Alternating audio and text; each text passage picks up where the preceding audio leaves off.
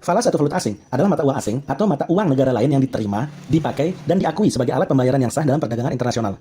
Nah, selain sebagai pembayaran perdagangan internasional, falas juga bisa dijadikan sebagai devisa dan pengendali kurs oleh sebuah negara. Bahkan saat ini, tidak sedikit individu yang menjadikan falas itu sebagai investasi dalam bentuk tabungan dan deposito di bank. Dan ada juga yang melakukan trading melalui forex. Nah, sebagai alat pembayaran perdagangan internasional, tidak semua mata uang bisa dipakai sebagai alat pembayaran perdagangan internasional. Tergantung penjual atau eksportir sih sebenarnya ya, maunya itu dibayar dengan mata uang negara mana. Tapi karena eksportir tersebut pasti akan melakukan pembelian dari negara lain atau melakukan import ke depannya, maka biasanya mata uang yang disepakati utama itu adalah dolar Amerika Serikat. Nah, selain US dollar, biasanya mata uang yang digunakan itu diantaranya adalah euro, pound sterling, yen Jepang, yuan Cina, dan dolar Singapura. Mata uang yang biasa diterima, dipakai, dan diakui sebagai alat pembayaran perdagangan internasional ini disebut dengan istilah hard currency.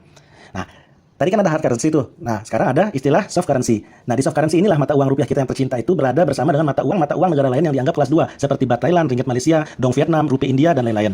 Nah, kenapa sih bisa ada mata uang yang masuk golongan hard currency atau soft currency? Ya karena itu tadi, gitu. Diterima, dipakai, dan diakui. Biasanya negara-negara yang mata uangnya masuk ke golongan hard currency itu adalah negara-negara yang maju yang produk-produknya banyak digunakan di industri negara lain dan terkenal dengan kestabilan nilai tukarnya. Nah, sebagaimana mata uang dalam negeri, falas juga terdiri dari falas fisik dan non fisik. Falas fisik ini bentuknya sudah pasti seperti mata uang asing yang berbentuk kertas atau logam ya. Dan kemudian yang non fisik ini ada yang dalam bentuk cek, wesel, dan lain sebagainya atau yang biasa disebut dengan uang giral. Nah, kemudian apa sih itu pasar falas? Pasar falas itu adalah suatu tempat yang mempertemukan penjualan dan pembelian falas atau mata uang asing, atau tempat bertemunya permintaan dan penawaran valuta asing. Nah, dari definisi singkat ini dapat kita pahami ya bahwa pasar falas itu bukan hanya tentang falas atau mata uang asingnya saja, gitu, tapi juga pihak-pihak yang melakukan transaksi falas tersebut. Gitu. Pihak-pihak yang melakukan permintaan dan penawaran terhadap mata uang asing tersebut. Nah, bagaimana sih bentuk permintaan dan penawaran falas? Nah, kalau dari segi permintaan falas itu ada 4 transaksi ya. Di antaranya itu adalah pembayaran untuk impor barang dan jasa, aliran modal keluar yang terdiri dari pembayaran utang luar negeri, baik itu pemerintah maupun swasta, kemudian penarikan kembali modal asing, kegiatan spekulasi dan intervensi valuta asing oleh bank sentral. Nah, sedangkan untuk penawaran valuta asing itu terdiri dari 4 transaksi juga sih. Yang pertama yaitu penerimaan ekspor barang dan jasa, aliran modal masuk yang terdiri dari penerimaan hutang luar negeri, baik itu untuk pemerintah maupun swasta, kemudian ada penanaman modal asing dalam jangka pendek dan panjang, kegiatan spekulasi dan intervensi valuta asing oleh bank sentral. Lalu siapa saja pihak-pihak yang melakukan permintaan dan penawaran falas tersebut? Mereka diantaranya adalah eksportir-importir, bank, pedagang perantara atau pialang, dan bank sentral. Nah, di sini adik-adik bisa perhatikan gambar di layar ya, bagaimana pihak-pihak tersebut saling berhubungan satu sama lain berdasarkan perannya masing-masing sehingga membentuk pasar valuta asing. Kita ilustrasikan secara sederhana saja. Baris yang paling bawah itu adalah kotak yang berwarna krem-krem itu adalah para eksportir dan importir yang akan melakukan transaksi satu sama lain. Nah, kita contohkan perusahaan satu yang ada di Indonesia ini akan mengimpor barang dari perusahaan dua yang ada di Amerika Serikat. Nah, perusahaan dua ini hanya produknya dibayar dengan menggunakan US dollar dong ya. Nah, karena dana yang dimiliki oleh perusahaan satu itu hanya dalam bentuk rupiah, maka perusahaan satu menghubungi bank satu untuk menukar rupiahnya menjadi dolar sesuai kurs saat itu. Nah, jika bank satu ini tidak memiliki dolar yang cukup, maka bank satunya akan membeli dolar dari bank lain atau dari pedagang perantara. Gitu ya, yang kita sebut dengan pialang falas tadi itu. Nah, pialang falas ini adalah perusahaan yang didirikan untuk melakukan kegiatan jasa perantara bagi nasabah-nasabahnya di pasar uang. Siapa saja nasabahnya? Bisa bank, bisa individu, bisa eksportir, importir atau perusahaan. Nah, perusahaan falas ini tentu pasti sudah patuh dan tunduk pada aturan-aturan dan kebijakan-kebijakan yang dikeluarkan oleh bank sentral. Gitu, terutama untuk tugasnya menjaga stabilitas moneter dalam sebuah negara.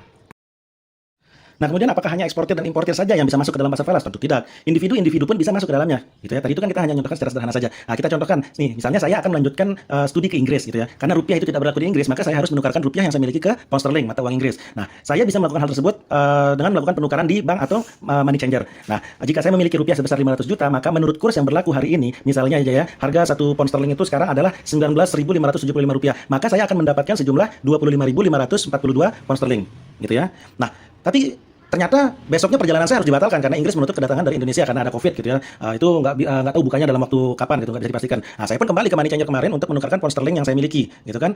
Saya butuhnya rupiah nih karena pound sterling nggak bisa dipakai di Indonesia, gitu kan. Akhirnya saya ke sana lagi untuk menukarkan pound sterling saya yang sejumlah 25.542 pound sterling tadi, gitu. Nah, ternyata ketika saya ke money changer menjual 25.542 pound sterling, saya bukannya mendapatkan 500 juta seperti yang kemarin saya serahkan gitu ya, yang saya tukarkan kemarin, tapi hanya dihargai sebesar 494.850.708 rupiah, gitu. Nah, perbedaan inilah yang kita kenal dengan sebutan kurs jual dan kurs beli. Nah, kurs jual merupakan kurs yang digunakan bank atau para pedagang valuta asing untuk menjual valuta asingnya. Nah, sedangkan kurs beli merupakan kurs gitu ya, nilai tukar, nilai mata uang yang digunakan bank atau pedagang atau valuta asing untuk membeli valuta asing dari masyarakat yang menukarkan valuta asing yang dimilikinya dengan uang lokal. Nah, perbedaan kurs jual dan kurs beli yang biasa kita sebut dengan spread ini, besarannya itu ditentukan oleh para pedagang valuta asing itu sendiri berdasarkan kebijakan perusahaan mereka masing-masing. Namun perbedaannya itu sangat amat kecil sekali dan tidak bisa melebihi dari yang telah ditetapkan oleh bank sentral. Nah, pada slide sebelumnya saya sudah memberikan contoh ya, contoh sederhana terkait bagaimana transaksi pasar falas itu terjadi. Nah, apakah jenis transaksinya hanya sekedar itu saja? Tidak. Hingga saat ini itu setidaknya ada 5 jenis transaksi yang terjadi di pasar falas. Di antaranya yang pertama adalah spot tunai.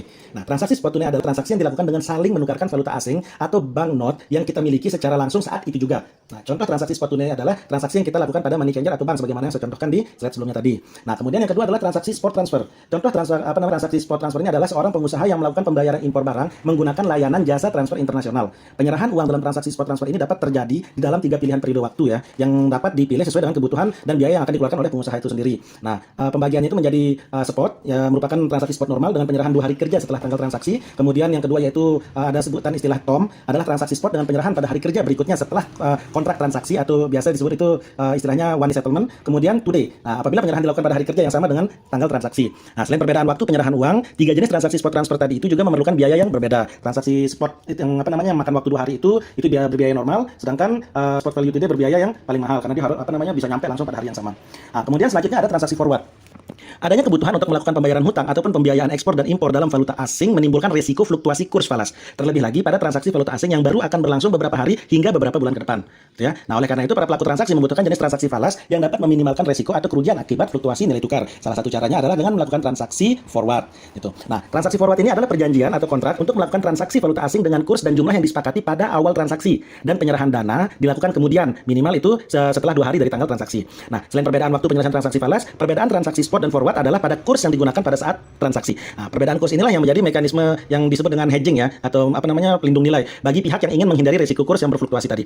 Nah, contoh transaksi forward itu adalah misalnya ya ada seorang pengusaha yang melakukan pembelian mesin dari luar negeri dan akan membayarnya dalam waktu 3 bulan lagi. Nah, jika harga kurs spot dolar itu hari itu adalah 10.000 per US dollar, maka pengusaha tersebut membuat kontrak forward dengan perbankan gitu ya, tepatnya menukarkan falasnya dengan kurs 10.100 per US dollar untuk menghindari resiko nilai tukar menjadi lebih tinggi di atas kemampuannya. Kita kan nggak tahu tuh dalam waktu 3 bulan ke depan bagaimana harga rupiah terhadap dolar. Bisa jadi sekarang 10.000, 3 bulan lagi malah jadi 12.000. Rugi sekali kan? Nah, akhirnya si pengusaha tadi itu membayar sebesar 10.100 dilebihkan 100 per US dollar hanya untuk menghindari ketidakpastian nilai rupiah dalam 3 bulan ke depannya. Nah, sehingga apabila kurs menjadi 10.300 seperti yang saya katakan tadi itu, pengusaha tersebut tetap melakukan transaksi valuta asing dengan perusahaan eksportir yang ada di negara lain itu seharga 10.100 US dollar. Itu dia. Nah, kemudian jenis transaksi yang keempat adalah transaksi swap. Transaksi swap adalah kontrak forex, gabungan antara transaksi spot dan forward yang dilakukan pada tanggal transaksi yang sama, namun tanggal jatuh temponya yang berbeda. Nah, swap mata uang merupakan salah satu dari banyak jenis-jenis swap yang sering digunakan dalam transaksi keuangan internasional dan transaksi derivatif. Oke, kita contohkan secara sederhana dulu ya. 3 bulan ke depan nih seorang importer memerlukan pendanaan dalam mata uang dolar Amerika. Nah, untuk melakukan menggunakan jenis transaksi falas swap, importer itu melakukan transaksi falas spot beli untuk mengkonversi uang rupiahnya menjadi dolar Amerika. Nah, kemudian melakukan transaksi forward 3 bulan untuk mengkonversi US dolarnya itu hasil transaksi spot menjadi rupiahnya kembali. Nah, melalui contoh swap mata uang ini dapat mungkin bisa menggambarkan tujuan transaksi swap tadi ya, untuk mendapatkan kepastian nilai kurs transaksi valuta asing selama periode kontrak swap serta menghindari kerugian akibat fluktuasi nilai tukar uang. Gitu. Nah, kemudian yang terakhir adalah transaksi option. Nah, jenis transaksi falas option ini adalah salah satu contoh dari transaksi derivatif perbankan ya, sebab option falas menggunakan nilai kurs falas tertentu sebagai acuan pokok terjadinya transaksi, gitu ya. Nah, adapun pengertiannya, transaksi option atau opsi gitu ya, adalah transaksi yang berdasarkan kontrak perjanjian untuk memberikan hak tanpa kewajiban kepada pembeli option untuk melakukan pembelian atau penjualan sejumlah nominal suatu valuta asing dengan harga tertentu serta waktu tertentu di masa yang akan datang selama periode perjanjian kontrak yang disepakati. Nah, pada prakteknya transaksi option ini ada 2 macam ya, yaitu yang disebut yang pertama itu call option dan put option. Call option ini adalah hak untuk membeli suatu valuta asing, sedangkan put option adalah hak untuk menjual suatu valuta asing tertentu dalam kontrak opsi. Sebagaimana yang telah saya sampaikan pada slide awal tadi, slide pertama ya kalau nggak salah ya, bahwa falas itu bisa dijadikan sebagai salah satu alat untuk mengendalikan kurs. Nah, sebagaimana permintaan dan penawaran atas barang dan jasa, kurs atau nilai tukar mata uang sebuah negara juga dipengaruhi oleh hukum permintaan dan penawaran yang terjadi di pasar falas. Kondisi ini bisa terjadi pada negara-negara yang menerapkan sistem kurs mengambang bebas, sebagaimana yang diterapkan di Indonesia saat ini. Nah, sistem kurs ini sendiri ada banyak sekali ya. Coden itu mengklasifikasikan sistem kurs itu menjadi 3 kelompok besar, yaitu yang pertama sistem nilai tukar tetap murni atau absolute fixed rate regime, kemudian yang kedua pure floating regime atau sistem nilai tukar mengambang murni, dan yang ketiga adalah sistem nilai tukar tetap tetapi dapat disesuaikan atau fixed but adjustable rate atau FBAR, yang merupakan gabungan dari sistem nilai tukar tetap dan mengambang. Nah, selanjutnya terdapat beberapa jenis sistem nilai tukar yang merupakan kombinasi dari ketiga sistem nilai tukar tersebut. Di antara sistem nilai tukar mengambang murni dengan FBAR tadi ya, itu yang nilai tukar tetap tetapi dapat disesuaikan itu, terdapat currency board system. Nah, sementara itu di antara sistem nilai tukar mengambang murni dengan sistem mengambang kombinasi yang tadi FBAR itu ya, lebih mudahnya kita nyebutnya, itu terdapat 3 jenis sistem nilai tukar, yaitu peg, yang kedua target zone atau band, kemudian yang ketiga minutes floating. Nah, selanjutnya sistem nilai tukar peg itu sendiri dibagi menjadi 2 jenis, yaitu flexible dan crawling peg. Nah, sedangkan crawling peg dapat dibagi menjadi 2 lagi, yaitu aktif atau pre-announced dan pasif atau pasif crawling peg. Nah, kita coba bahas sedikit satu persatu. Tapi yang yang 3 kelompok besarnya aja ya, kepanjangan kalau semuanya. Oke, yang pertama adalah absolutely fixed rate regime atau sistem nilai tukar tetap murni. Nah, pada sistem nilai tukar tetap murni ini, mata uang suatu negara itu ditetapkan secara tetap dengan mata uang asing tertentu. Misalnya, rupiah ditetapkan secara tetap terhadap dolar Amerika Serikat tanpa mengikuti permintaan atau penawaran yang terjadi di pasar falas. Nah, dengan penetapan nilai tukar secara tetap itu, terdapat kemungkinan nilai tukar itu akan terjadi overvalue atau terlalu tinggi atau mungkin bisa juga terlalu rendah atau undervalue dari nilai sebenarnya, gitu ya, yang terjadi di pasar falas. Nah, setelah era sistem Bretton Woods, banyak negara yang meninggalkan sistem nilai tukar tetap ini. Kenapa kok ditinggalin? Terdapat dua penyebab kenapa suatu negara itu meninggalkan sistem ini. Pertama, dapat mengganggu neraca perdagangan. Dengan menerapkan sistem nilai tukar tetap, maka nilai tukar mata uang domestik akan dapat lebih mahal dibandingkan dengan nilai sebenarnya. Kondisi ini dapat mengakibatkan barang-barang ekspor suatu negara itu menjadi lebih mahal di luar negeri dan akan mengurangi daya kompetisi barang ekspor itu sendiri dan selanjutnya akan menurunkan volume ekspor ke depannya. Nah, di sisi impor, nilai tukar yang overvalue akan mengakibatkan harga barang impor itu menjadi lebih murah dan impor dapat meningkat. Nah, secara keseluruhan nilai tukar yang overvalue akan memperburuk neraca perdagangan suatu negara. Kenapa? Karena secara jangka panjang impornya itu akan semakin banyak sedangkan ekspornya itu akan semakin lesu karena tidak bisa berkompetisi di negara lain. Nah, kemudian yang kedua, ketidakcukupan cadangan devisa untuk mempertahankan sistem ini. Negara-negara yang mempunyai cadangan devisa sedikit akan rentan terhadap serangan nilai tukar karena negara tidak mempunyai cadangan devisa yang cukup untuk intervensi ke pasar falas dalam mempertahankan nilai tukarnya. Nah, sementara itu masih terdapat beberapa negara yang menggunakan sistem nilai tukar tetap. Nah, ini disebabkan karena sistem nilai tukar tetap ini dapat digunakan sebagai nominal anchor atau jangkar nominal. Apa maksudnya jangkar nominal? Jangkar nominal ini dimaksudkan nilai tukar itu tetap dapat digunakan sebagai alat pengendali inflasi. Jadi depresiasi nilai tukar akan dapat mendorong terjadinya inflasi. Dengan dipatoknya nilai tukar, maka harga barang impor juga relatif tetap sehingga inflasi yang berasal dari barang impor itu akan dapat dikendalikan. Nah, dalam rangka menjamin kesuksesan kebijakan nilai tukar tetap, kebijakan ini umumnya itu diimbangi dengan sistem devisa terkontrol. Nah, ini pernah dilakukan juga oleh Indonesia sebelum krisis moneter tahun 98 dulu ya. Nah, dengan pengontrolan devisa ini maka ruang gerak pelaku pasar untuk menyerang nilai tukar itu dapat dibatasi. Oke, kemudian yang kedua adalah pure floating regime atau sistem nilai tukar mengambang murni. Dalam sistem nilai tukar mengambang murni atau mengambang penuh ini, mekanisme penetapan nilai mata uang domestik terhadap mata uang asing itu ditentukan oleh mekanisme pasar. Dengan demikian, pada sistem ini nilai mata uang itu akan dapat berubah setiap saat, gitu ya, tergantung dari permintaan dan penawaran mata uang domestik relatif terhadap mata uang asing dan bagaimana perilaku spekulan di pasar falas. Nah, dalam sistem nilai tukar mengambang murni, bank sentral itu tidak menargetkan besarnya nilai tukar dan melakukan intervensi langsung ke pasar valuta asing. Nah, selain itu besarnya nilai tukar juga dipengaruhi oleh perilaku penjual dan pembeli khususnya para spekulan, gitu. Nah, dalam era globalisasi, uang itu diperdagangkan sebagai barang dan tidak ada batas antar negara sehingga nilai tukar sangat rentan terhadap serangan pada serangan pedagang falas yang mempunyai sifat alami cenderung mengambil keuntungan ini atau kita sebutnya spekulan lah ya. Krisis nilai tukar di Indonesia dan negara-negara Asia lainnya pada tahun 1997 sampai 1998 itu terjadi karena pada ulah spekulan-spekulan ini di pasar falas. Nah, itu ada dua argumentasi mengapa banyak negara menggunakan sistem nilai tukar mengambang. Yang pertama yaitu sistem ini memungkinkan suatu negara untuk mengisolasi kebijakan ekonomi makronya dari dampak kebijakan dari luar sehingga suatu negara mempunyai kebebasan untuk mengeluarkan kebijakan yang independen. Kemudian yang kedua, sistem ini tidak memerlukan cadangan devisa yang besar karena tidak ada kewajiban untuk mempertahankan nilai tukar sebagaimana yang dilakukan oleh sistem yang saya jelaskan sebelumnya tadi gitu ya, yang nilai tukar tetap murni tadi. Gitu. Namun penggunaan sistem ini juga bukan tidak memiliki kelemahan gitu. Nah, kelemahannya yaitu penetapan nilai tukar berdasarkan pasar dapat mengakibatkan nilai tukar yang berfluktuasi, naik turun tidak bisa tetap, gitu ya, tidak ada kepastian. Depresiasi nilai tukar dapat mengakibatkan peningkatan harga barang-barang impor dan dan selanjutnya itu akan memicu inflasi di dalam negeri.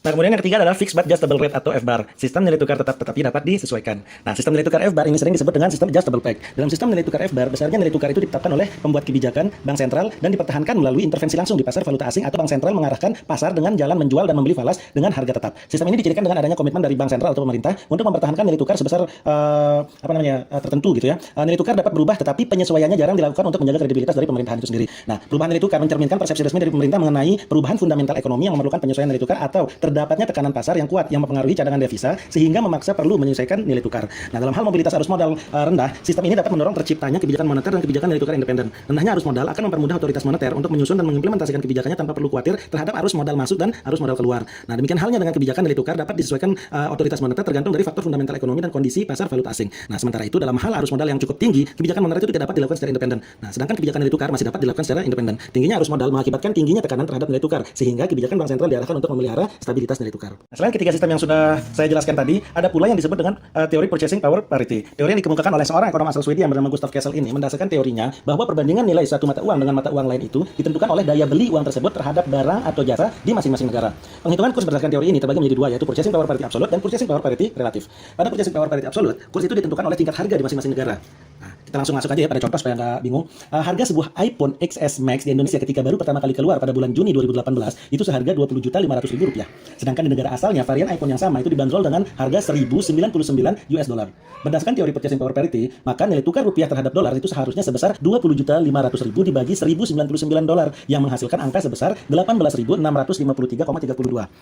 Nah, kemudian pada bulan yang sama itu terjadi inflasi di kedua negara tersebut. Nah, di Indonesia inflasinya itu naik sebesar 3,12% dan di di Amerika sana itu naik sebesar 2,9%. Nah, untuk menghitung kurs ketika terjadi inflasi di kedua negara, maka kita menggunakan rumus dari purchasing power parity relatif gitu. Kalau yang tadi itu contohnya apa namanya purchasing power parity absolut ya. Nah, kalau purchasing power parity relatif ini berarti kita menghitungnya itu 20.500.000 dibagi 1099 dikalikan berapa besaran kenaikan inflasi di Indonesia. Ya, tadi berapa? 3,12% ya. Nah, berarti 3,12% per inflasi di Amerika 2,9%. Nah, berdasarkan perhitungan tersebut, nah setelah terjadi inflasi di kedua negara, akan nilai tukar rupiah terhadap US dollar itu mengalami kenaikan menjadi 20.068,40 rupiah per US dollar.